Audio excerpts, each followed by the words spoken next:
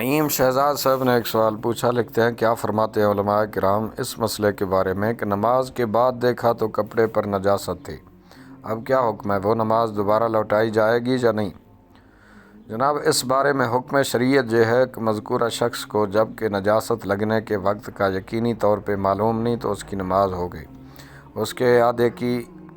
حاجت نہیں، کیونکہ شرعی اصول کے مطابق اگر کسی نے اپنے کپڑوں پہ نجاست دیکھی تو کسی نماز کا اعادہ نہیں کرے گا جب تک اس بات کا یقین نہ ہو جائے کہ جس وقت اس نے نماز پڑھی تھی اس وقت بھی کپڑوں کو لگی ہوئی تھی۔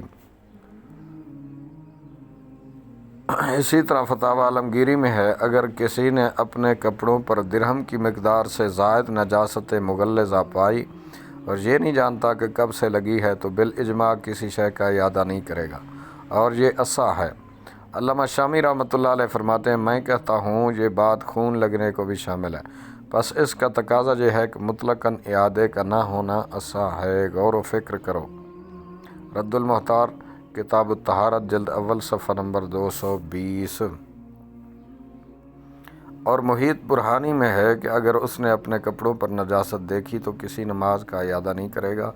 جب تک اس بات کا یقین نہ ہو جائے کہ جس وقت اس نے نماز پڑھی تھی اس وقت بھی کپڑوں کو لگی ہوئی تھی، اور اگر وہ کپڑا اس کے علاوہ بھی کوئی پہنتا ہے تو منی اور خون اس معاملے میں برابر ہے،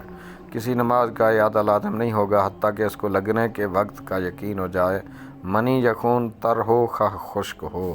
واللہ اعلم عز وجل ورسولہ اعلم، صلی اللہ علیہ وآلہ وسلم۔